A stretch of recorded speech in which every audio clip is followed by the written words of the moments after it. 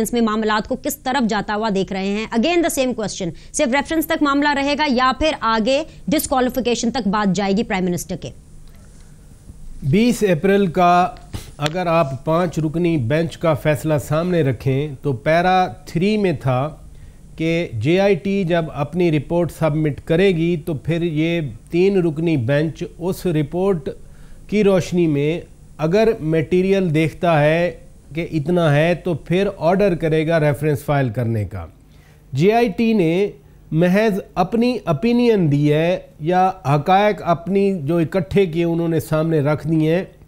फैसला रेफरेंस भेजने का भी 3 रुकनी बेंच ने करना है। नंबर 1, मंडे को बेंच बैठेगा। बेंच अगर समझता है कि JIT ने जो फैक्ट्स सामने रखे हैं जो रिपोर्ट में शामिल हैं क्या वो इतने इस्टेब्लिश्ड फैक्ट्स हैं कि इनकी रोशनी में रेफरेंस भेजा जाए, तो फिर वो ऑर्डर कर देंगे। रेफरेंस कहाँ जाएगा?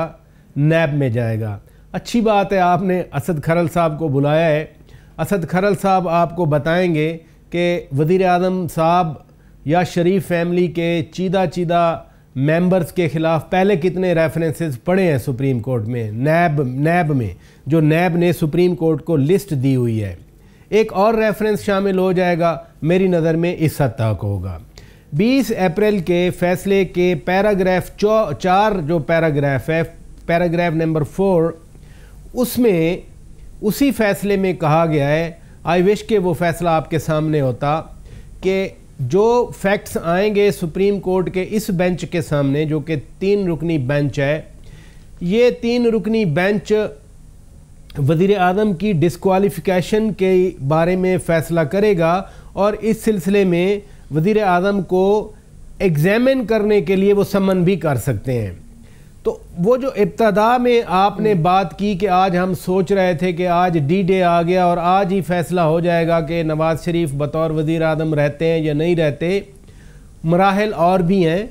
ये सारे कानूनी मराहिल हैं। जिस तरह JIT की तश्कील एक कानूनी मरहला था, ये सारे कानूनी मराहिल हैं। जिस तरह JIT ने आज 10 डब्बे उठा के सुप्रीम कोर्ट के सामने रखे, ये कानूनी मराहिल हैं। अलबत्ता जो एविडेंस JIT ने शामिल की है आज की इस कंक्लूजन में, जिसमें कहा गया है कि रिस्पोंडेंट नंबर 1 यानी मियां नवाज शरीफ, रिस्पोंडेंट नंबर 6 यानी मरियम नवाज साहिबा, रिस्पोंडेंट नंबर 7 यानी हुसैन नवाज साहिब और रिस्पोंडेंट नंबर 8 यानी हसन नवाज, इन सब के खिलाफ रेफरेंस दाखिल किया जाए।